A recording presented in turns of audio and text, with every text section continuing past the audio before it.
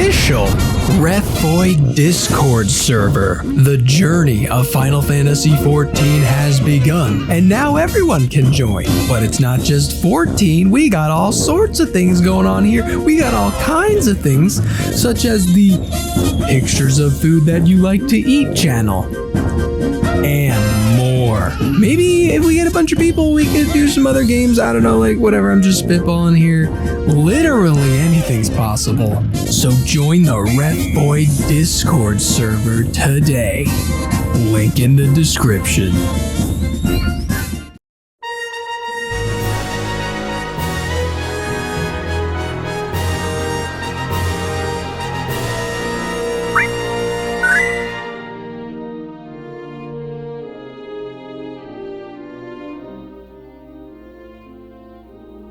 Hi, remember me?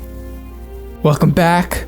It's season 3 of REFFOID. I know we had that trading card game episode, but this is like the first real one where we just sit down and chill and we just stream of consciousness about this game that I played. Not on a table, but on a video game console. Well, not really, because this is a smartphone exclusive. Back in the day, approximately 2 years ago, early days of REFFOID, when I was playing the OG 6 classic 2D titles, it was hard choosing which version to play. Even today, post-pixel remasters, there's discussion, there's debate on what is the definitive versions of these games. But one of the newest at the time, and one of the most updated with the most content and the shiniest graphics, quote unquote, were the mobile game versions of those games. But I went out of my way. I jumped through hoops. I went through to eBay to avoid that, because they might be updated with content and new stuff and the convenience of being on a phone, but unfortunately it also comes with the inconvenience of being on a phone. I didn't want my first experience with those classic games to be dealing with touchscreen controls and swiping and the really crappy graphics that they got on those. Now, the pixel remasters look a lot better, but on the phone, they're still touchscreen based on the phone. Anyway, all of this to say, eventually they made a game in the exact style of the old games, specifically Final Fantasy V, which was like my favorite one of the 6. And it is phone exclusive. It was never ported. It was made for a phone. Maybe that means it'll be handled better? It was also another episodic release, much like Final Fantasy IV The After Years. But a little bit better because it's not like you buy each person's chapter and they're all standalone and then they come together in like one big finale. No, it's a very straightforward story. You play from start to finish that you gotta buy. I don't know if you can just buy chapter like 4 and not buy the others. I don't know if that's how it works. But it's a straightforward story. Once you buy all the chapters, it doesn't really even feel like each individual thing is an episode or anything like that. It's one story, you just have to buy it in parts. Makes you wonder why you have to buy it in parts. The prologue is free, so maybe you can treat that as the demo. You can download Final Fantasy Dimensions for free. And then of course, 1 hour into the game, alright, time to buy the chapters, so maybe that's why they did it. There's 4 chapters. Chapter 1 is $2. Chapter 2, 3, and 4 are $5. Or you can just get the whole thing in a bundle for $14. Is it worth it? Sure, that's a fair price, but still, why? I don't get why. You could also pay an extra $5 to get chiptune versions of the songs. Again, why do I have to pay that much? Why do I have to pay a third of what the game costs to get a different style of music? That's just like penny pinching. Ugh, hate this era of gaming. Fun fact though, it's not episodic on Android.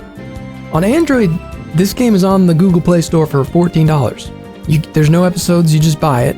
And I think the chiptunes get included with that. What can I say? Android wins this round.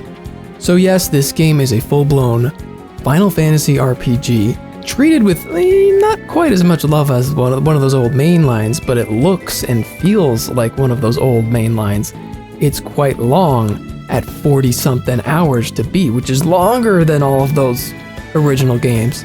But before we get into it, let's address the elephant in the room. all the problems that come with a phone game. We have to talk about it because it's the worst part of it. It's the worst part of this game. Nothing to do with how the game was developed. It's all the worst parts are just that it's a phone. It has to be on a phone. Why? If you've never heard of this game, it's probably because it's just a random app on the phone that came out 10 years ago. If you have heard of this game but never decided to play it, it's probably because it's an app on a phone that came out 10 years ago. The control scheme for walking around the overworld is simple. You just move. Originally, you have to like swipe, and then your character just walks forever in that direction until you swipe another way.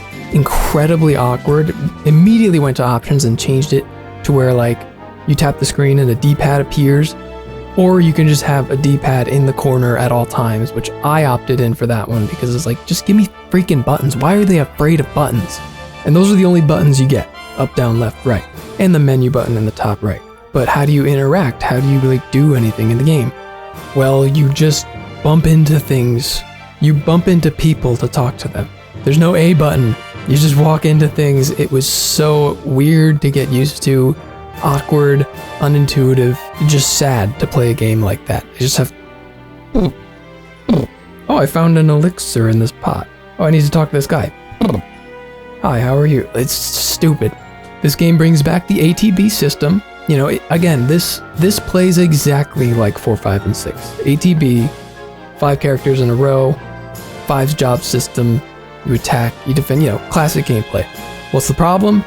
Well, you are under time pressure because it's the active time battle system to make sure you hit the moves you really want to use. I've never brought this up before because it's not a problem when you have a controller and you just press up and A because you want to attack, and it's as easy as that. Most of the time you just have to press A. Easy. On the phone, there's no A button. You don't even use a D-pad, you have to scroll. Ooh, with your finger. You have to tap on the right thing that you want. You have to choose the right target by actually tapping the target or selecting in a menu on the side. You have to open the item menu screen, scroll through that. Make sure you press down with your thumb when you scroll, because if you do it too lightly, it might think you're tapping, and then you automatically use whatever item you were tapping to scroll. And because you have to scroll by actually tapping the items on the screen and moving past them. Oh, it's awful. And you're on this timer, so you have to go fast. You have to like... I can't tell you how many times I've done something I did not want to do because I'm just like, oop, and I was like a little bit off. I was like half my thumb, I guess, was on the button that says defend, so the character spends their turn doing nothing when I really needed them to like revive somebody else, like something that was game changing, and I just couldn't do it because I tapped the wrong thing. The absolute worst thing I encountered was they have the flee button, the escape button in the bottom right corner of the phone. But when I'm stretching my right thumb to click something, this part of my palm just touches the bottom right corner exactly, and my characters start running away. And I'm like, no. I'll be fighting like 4 people. I'll kill 3 of them, about to kill the last one to gain the XP and, you know, profit from this battle. And all of a sudden... I'm like, no, stop, go the no. I've ran away from battles that I've put resources into and lost HP on, hoping to gain a lot of XP, and I missed the XP because I ran away because this part of my palm touched it. Okay, hold on, we're just getting started, we gotta relax. Those are my problems with the phone. Excruciating when I'm accidentally running away. Terribly annoying when I use an item when I'm trying to scroll through items. Just... oh god, I wish I was playing on a video game console or anything. If you've heard anybody review a game on a phone, you've probably heard that whole spiel, but it's gotta be emphasized because you don't have another choice. This is how you play this game. Unless you pirate it, I guess. I did play Final Fantasy Tactics War of the Lions on the phone, and that honestly wasn't that bad. Because nothing is time-based. Nothing is real time. You can take as long as you want to choose things, and if you hit something accidentally, you usually, you could just go back.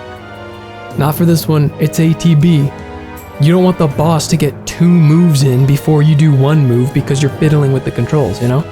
So brush that aside, forget about the phone. Let's just treat this like a game from now on. we got that out of the way. What is the gameplay like? It's old school Final Fantasy. It's all about that resource management, something that was completely gone by the time we hit Final Fantasy 13. I even mentioned it. The point of this game is to scratch your nostalgia bone and give you that old school feel. That's why it came out after 13. I'm not gonna pretend like I didn't just experience this in For the After Years though. It's not like this concept was gone. It's there. The game is very linear like Final Fantasy 13. Interestingly enough, if you ever wondered how an old school way would handle 13's way of moving the player along through pretty singular lines, I would look no further than this game, Final Fantasy Dimensions. The game skips around a lot, so you'll just be in an area, there's a town, you go to the town, you talk to people, the people will be like, there's a place in the northeast that you need to go to. And your old school brain will be like, oh, okay, that's probably where main story is, maybe if I go over here I'll find something else.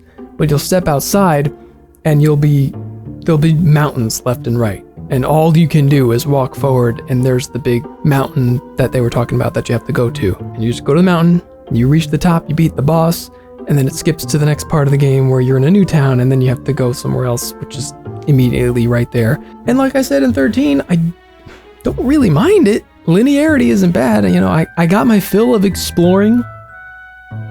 I was kind of okay with not exploring very much in this game. It's cool for side content, but if I just want to do the main story, just let me do it. A disadvantage this game does have is that it doesn't really have side content. There's no side quests, there's no important things you need to do that isn't main story related. The one thing I can think of is there are optional bosses here and there. They're in pretty obvious ways that you don't have to go out of your way to fight them.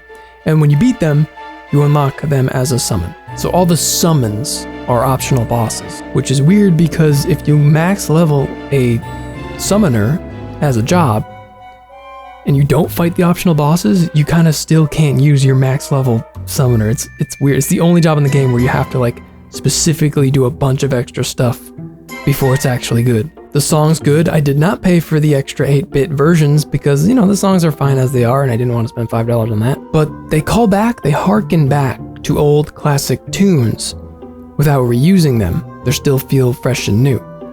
Maybe I'll give you some examples there are certain songs that the first few notes, you're like, whoa, this is from that game? And then it starts being something else.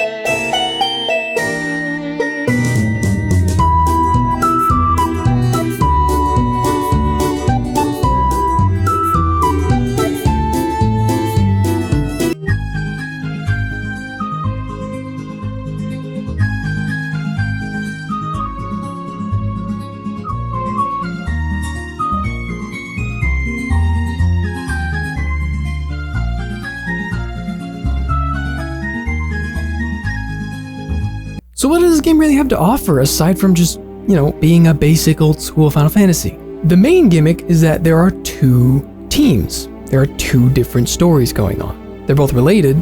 The game starts with these groups of people meeting and then they get mixed together and split up. You have the Warriors of Light in the light dimension and then introducing the Warriors of Dark in the dark dimension. And both of them have to do pretty similar things, but you experience different stories and different characters in each story that you play at the same time. Now, what makes this a little weird is you'll spend a few hours with the Warriors of Light, you'll reach a certain level with them, and you'll be like, yeah, I'm progressing. And then it'll switch to the dark, and you'll be 10 levels behind and have to do that exact progress again, Whenever I switched to the next team, it always meant I was, degressing, and that was always kind of frustrating. I was, never hyped to go back to another team. I was like, oh, I gotta go with these guys again. And then by the time I was done with them, I was stronger than the first team. But then I have to go back to the first team, and now I'm less strong. Every time you switch, you're less strong. But I think the real point, the real reason that it was put into the game is because this game has Final Fantasy V's job system. With some tweaks, but it's mostly the same. You choose a job, you gain abilities, you can slot other abilities from other jobs into that job, and that's the fun, cool progression system of that game. So having 2 teams means you have 8 characters total to work with. You don't have to commit to just that few amount. You can experiment with lots of different jobs among 8 characters, in theory, because at the end of the day, you definitely need a white mage on both teams, right? You definitely need like a main physical damage dealer on both teams, right? I think maybe the idea was this promotes experimentation, but I kinda didn't really do much of that. My teams were pretty similar. Until the end, we'll get there though. Because both teams will unlock different jobs during their playthrough, and they will exclusively be able to work with those jobs. So you do start to experiment a little bit as the game goes on. So for those who haven't played Final Fantasy V, yeah, you master jobs. You have your level, but then you have a job level. You max out the job level, you master the job. When you level up a job, you gain new abilities and stuff, and once you unlock those abilities, you could change to another job, and then there's a spare slot, and any ability you learned from the first job you can put in that second job. So you can be a warrior that also casts magic or something. You can combine jobs, and that's what made it so fun. At the time, when I played 5, I had a blast with it. It was my absolute favorite of the 2D originals, and almost 2 years later, now that we're past 13, I still think it's possibly the best character growth system in mainline Final Fantasy. That's high praise, but I do think games that followed it tried to be a little more flashier and do cool looking stuff and really expand and make it sometimes more complicated, maybe less complicated sometimes. I think 5 was just the perfect middle ground that they never quite went back to again. Playing through this game and thinking, oh, it's just going to be another generic whatever game. Oh my god, it's the 5 system! I was so happy to see it again. But it's a little different. So you do have XP for your normal level. Then you have AP ability points for your job leveling up. But then you have job points. What are job points? Well, every job has a max level of 3 to begin with, which is not much. You use a job point to increase the level cap of a job. Much different than in 5, because in 5, all of the jobs had different level caps, because you'd get an ability every time you level usually, and you'd just have only so many abilities for one job, and then that'd be it. In Final Fantasy Dimensions, you can use job points to raise the level cap up to 20. 20 is the max, and once you reach 20, you're mastered, and usually you'll get like the coolest ability that you can get from that job. It's interesting. It's a cool way to play with it. The weird thing is that because 20 levels is a lot of levels. I don't think any job in 5 had 20 levels. So you don't get a cool ability naturally every single level. Sometimes you just get the, white mage stats increased. Congratulations, job level 7, you get a stat increase. It kind of makes each individual level a lot less special. In 5, if you leveled up a job, you were getting something cool, and that was fun. You were also able to max level any job whenever you wanted, and the job points limit you a little bit. I guess that's to discourage grinding? I don't know. I didn't grind in 5. Maybe towards the end if I really wanted like an extra mastered job or something. Other than that, I don't really get the point of job points. And it's not like you don't get a lot. You get tons of job points. They are tied to the story. You don't get them in battle or anything. You do something in the story and you will get like 5 job points with every character. By the end of the game, I had like 40 extra left over because I focused on just at least 2 jobs. And you had plenty of job points to make sure you mastered a couple.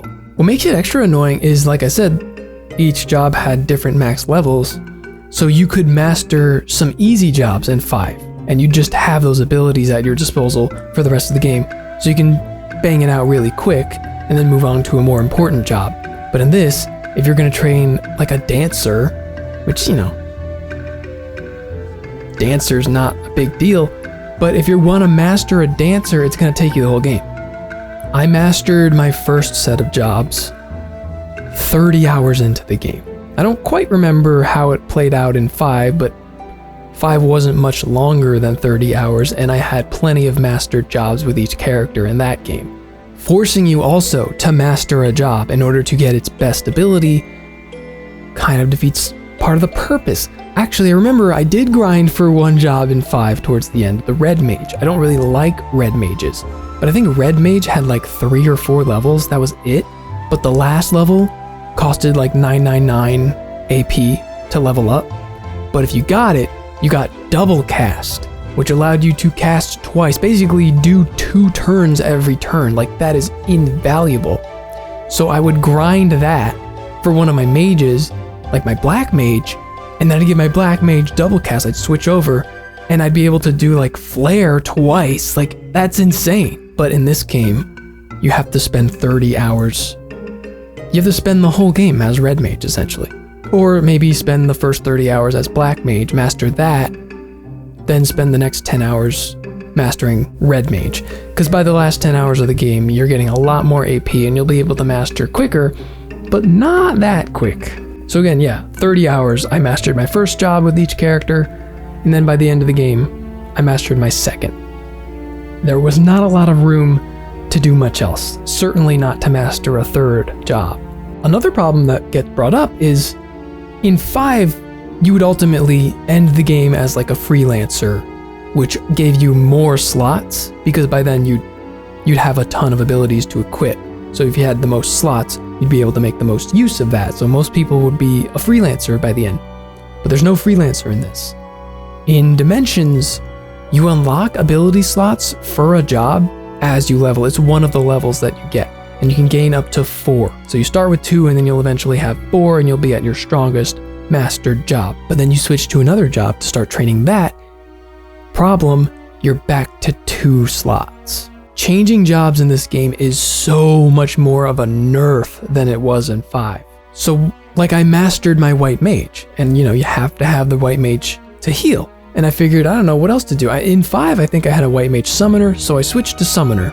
And I went from a White Mage who had increased health, increased MP, and her final ability that she got was like MP costed half as much in battle, like insane. But then I switched to Summoner, and I wasn't able to equip all that stuff. In fact, White Magic, the ability to use White Magic, takes up 2 slots. So I was just a Summoner who could use White Magic, a lot weaker than my White Mage could before. And, the game only gets more difficult, so I was trying to train a Summoner who was like a half-assed White Mage who couldn't keep up with my team's health. I tried with multiple classes to train a Summoner, it just didn't work out. I never mastered Summoner, and I'm upset about that, because I beat a bunch of the optional bosses too. There's a thing called F abilities in this game, fusion abilities, where you will randomly unlock them depending on what abilities you have equipped. So if you mix and match a bunch of weird and strange things, you'll unlock new F abilities. And I guess they're strong and powerful, but I barely unlocked any because I stuck with like 2. I made sure everybody by the end of the game mastered 2 things. They were not jacks of all trades. They got 2 things under their belt and they used it really well. So I didn't get any F abilities. Maybe that's a cool mechanic, but I wouldn't really know. One last problem is, like I said, there are exclusive jobs that you get with each side of the dimensions, each team. At the end of the game, one of the teams gains access to the Seer job, which is like a super White Mage. The other team gets access to the Magus job? Magus? I'll say Magus. The Magus is like a super Black Mage job. So naturally, if you mastered Black Mage, you do Magus. And by the way, the team combines in the end. Spoiler alert. Around 30-something hours in, the teams collide, and then you can change them around, and you have them together, and you go on one-line quest towards the end, and that's really cool, because you gain all your gold comes together, all your items come together, your team's all together, and you can really pick out like who's weak and who's strong and max your team out. Problem. The one Black Mage I trained over the course of the game was on the team that unlocked the super white mage, not the super black mage. And even though the teams combined, they still had the exclusive job thing. So my black mage master could not graduate to the super black mage, the mages. And I was not able to make use of that super overpowered job. Really disappointing to me. Really disappointing. What a shame. So what I did was, because I wanted a black mage on my team no matter what, I did have 2 mastered white mages, and what I did was one of them became a super white mage, and one of the white mages trained in super black mage. So not the perfect synergy, but I did eventually have a decently strong black mage who also could back up with a bunch of white mage magic. So I kind of had like 1.5 white mages on the team. One of them was mostly attacking but could back up the other one when she couldn't. It was okay, but what you get for mastering black mage is that you can increase all magic attacks by 50%. So combining that with the super black mage that would have been already pretty strong, just increasing his attack permanently across the board would have been so awesome. And I couldn't do it because jobs were locked to characters for some reason. And of course I didn't have enough time to just randomly train another person in black mage, max him out, and then max out the super black mage. Why would you do that? Why would you do that? And that's about all I have to say about the job system. Yeah, it's everything I love about 5, but with a couple of aggravated new elements that I don't think were necessary. Interesting, good idea to try to change it up and do something new, but I don't think it worked, and 5's better. But anyway, let's talk about the story. As much as I love 5, it pretty objectively has the weakest tale of the Super Nintendo trilogy. I'm not denying that. So how does Dimensions follow it up? The story is even less interesting. Yeah, I gotta tell you, it's not like Final Fantasy III levels of basic, but it is pretty much a get the crystals, stop the bad guy from using the crystals, save the world, except this new added element of unite the dimensions, because the world was kind of split into light and dark, and that's why the 2 teams are separate. Then you come together, and you gotta save the world from bad guy. The game begins with a hot surprise. A Sid update. Sid is once again a bad guy. We are just on this journey of bad Sids. I'm all for it. The game opens with him like torturing somebody, and you think this is gonna be a more interesting story than it is, but Sid eventually goes to the wayside a little bit. He pops up a few times later. He's not like the main bad guy. It seems that way at first, but not really. Hey, they got a new Sid in the game. I'm always here for Sid no matter what. He's Sid. Now remember, there are 8 main characters to play as. You might be thinking, that's probably a problem for a story, especially because they're split off for more than half the game. Does that play into why the story's so weak? Yes. There are 8 main characters who all need their time in the sun, and the whole thing kind of gets a little muddled.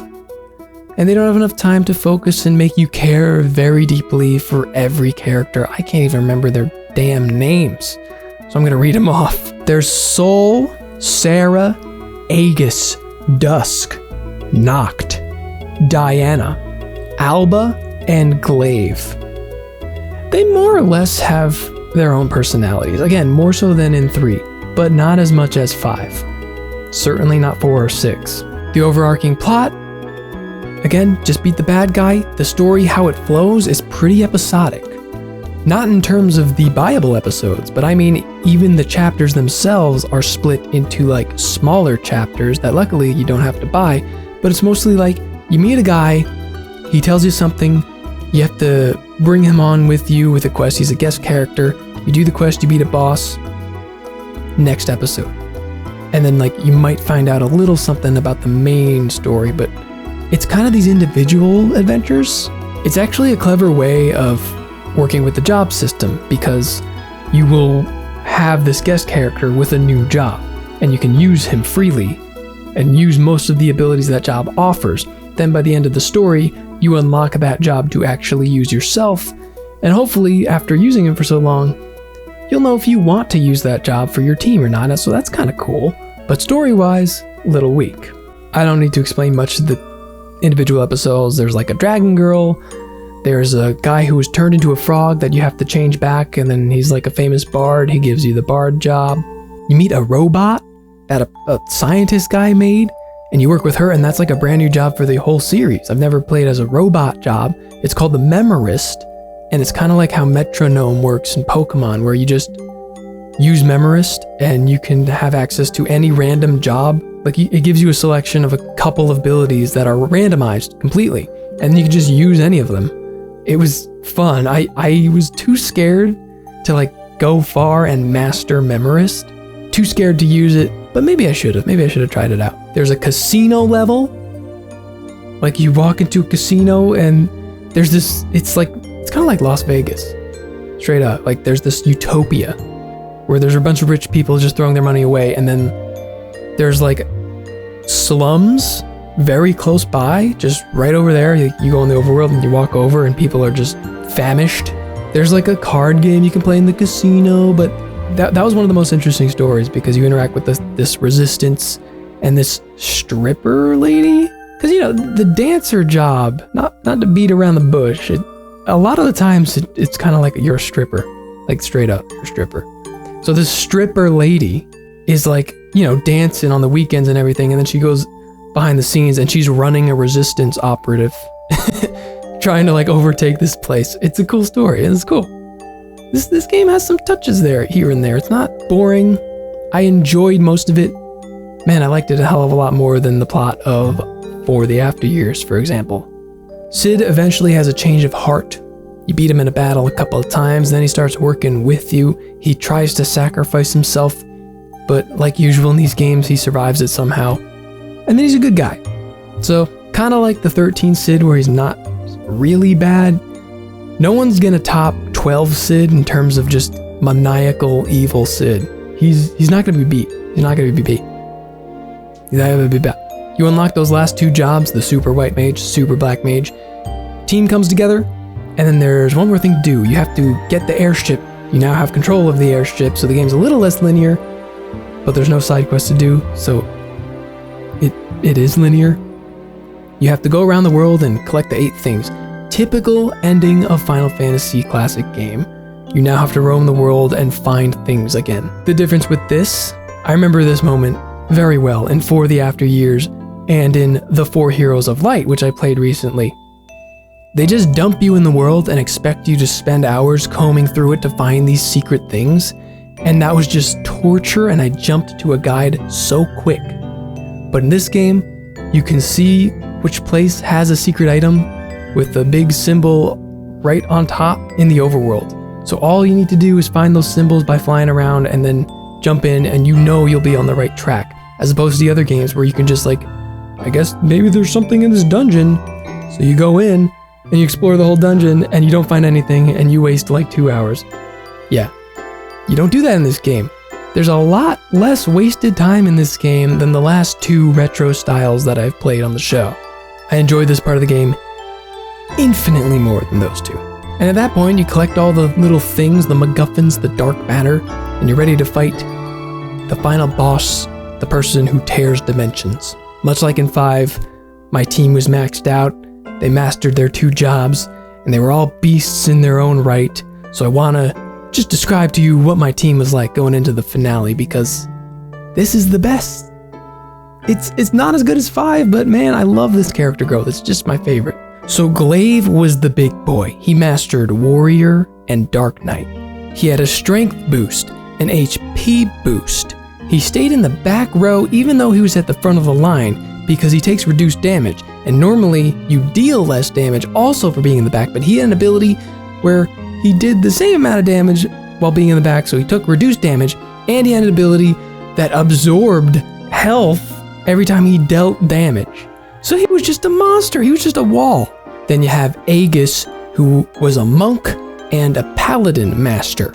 He was the protector, wielding a hammer with double hand, which did more damage.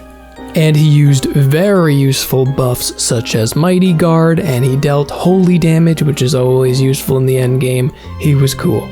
Noct mastered Warrior, and ninja, so he was super fast. Of course, he could dual wield. That's the whole thing. With ninja, they dual wield by attacking twice, dealing the most possible damage, but he could use the slow-ass warrior type attacks as a fast ninja, going way faster than anybody else. He dealt a lot of damage. He was the damage dealer. Sarah was my white mage seer, aka a super ultra deluxe white mage. She could cast anything from Cure to Curaja. They switched Curaja and Curaga. Ga is the best one in this game, when I thought Ja was supposed to be the best one. Did they flip those? Is that just me? But you could cast any spell at half the cost, which was awesome, so I could just raise people at full health, which should normally take a large chunk out of my MP, but it just didn't. And then when people were healed up, I could just use Holy, just keep spamming it, because MP was not an issue for Sarah. And then you have Diana, last on the list, the least optimized, the one that got kind of screwed over because of the job situation I mentioned earlier.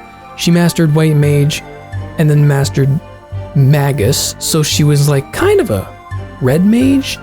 She could cast any black or white spell, it just wasn't as effective as somebody who mastered Seer, you know, the other guys. But she was mostly a damage dealer and white mage backup. She was a support.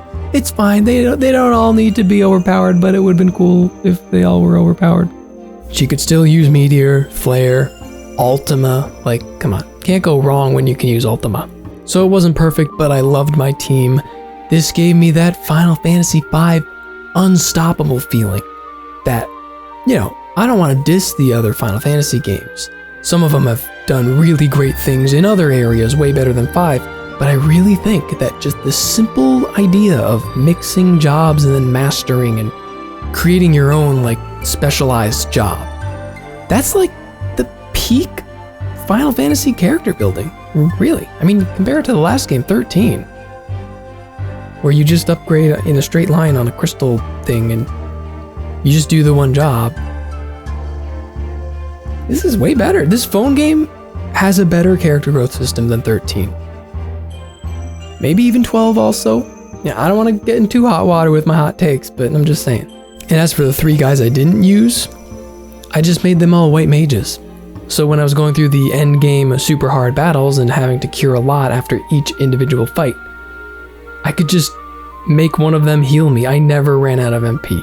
3 backup white mages along with a main white mage and an already backup white mage that I had, like, healing was not an issue. We were unstoppable. We were just unstoppable. The final boss, while pretty intense, was not too hard. I definitely got through it. First try, not much of a problem. The game ends. Stop me if you heard this one before. You fools, every action you've taken was all according to my plan. No, it can't be. You're a madman. Yeah. We're gonna stop you, and we control our own destiny, and the bonds we made on our journey will never be broken. And then cut to all the guest characters you met along the way, and they all show their support with whatever they're doing, and they do some fights, and you know, they're not there with you, but they're there with you. And then you beat the boss, and oh no, 2 of the party members have to sacrifice themselves to save the world, even though you beat the boss for some reason. And then they do it, and everybody's sad, and then there's a time skip. And then the 2 guys who sacrifice themselves come back, and they're like, no, actually, we didn't die. I mean, I feel like that exact series of events has happened so many times in Final Fantasy. Even in 13, like, most of those things.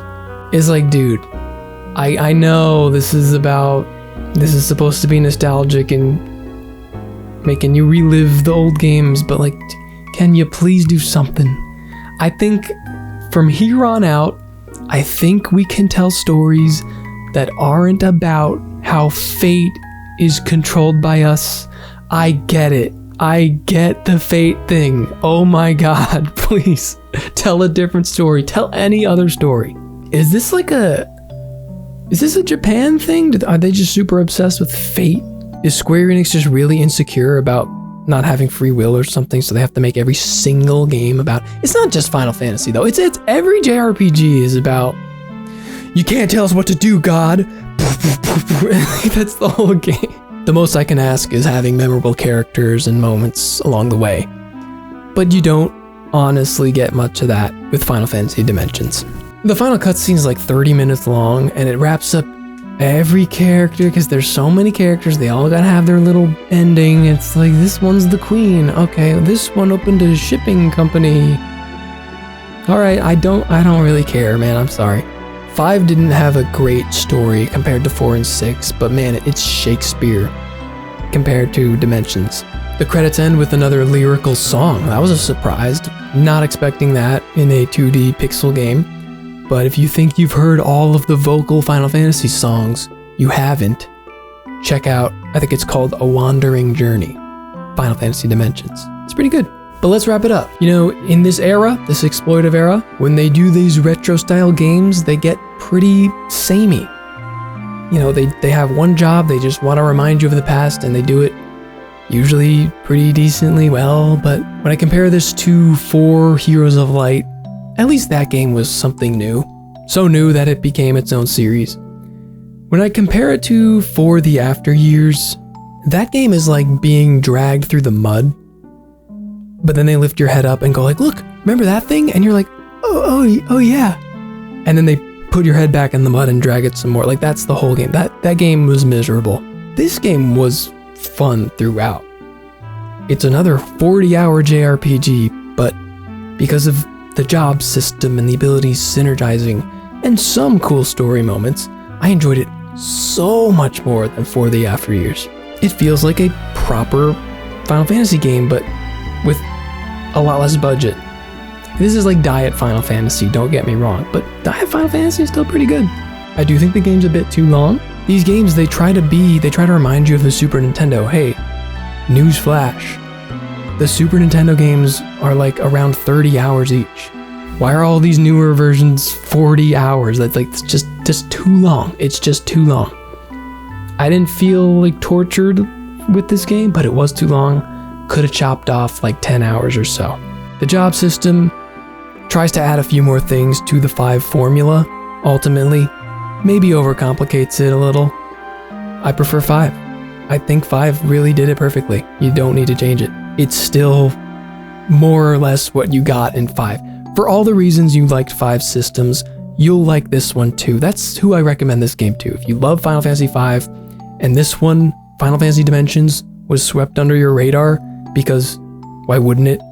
Who talks about this game?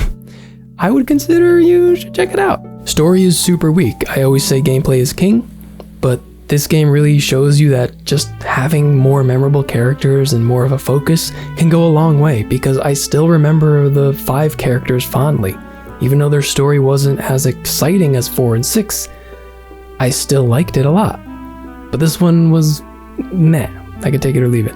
It's also super linear like 13. Don't have a problem with that. It's interesting to compare. I have this constant ranking of the games in my head. I feel like I'm gonna rank them later. But like, how do you compare 5 to 13 with such a difference in scope and scale and time? I really loved 5, so I kept that feeling throughout playing all these games, and I'm like, is 5 really better than this? Is 5 really better than this? I always try to check myself to make sure I'm not nostalgia blind. Like, come on, was the job system in 5 really better than 13's big, new, shiny system that I got in that game? But then I play this game, which is designed not to evolve the series. It's designed to feel exactly like a 90s game. And I still like the job system in this game more than 13. So I'm like, I don't think I'm nostalgic. I think it was just really that good in 5. Now, is Final Fantasy Dimensions overall a better game than 13? No. But if you take this job system, tweak it a bit, add more memorable characters, a better story, and give the player more stuff to do in this world, that game would be better than 13. And that game already exists. It's called Final Fantasy V. And it's playable on actual video game consoles and not just a phone. And that's all I want to say today. So I hope you enjoyed. If you never heard of this game, hope I taught you a thing or two. but it's time to move on to the next. Next time on REFFOID, we'll be talking about a game once again obsessed with the past, but somehow diving into yet another brand new genre for the series. Ooh.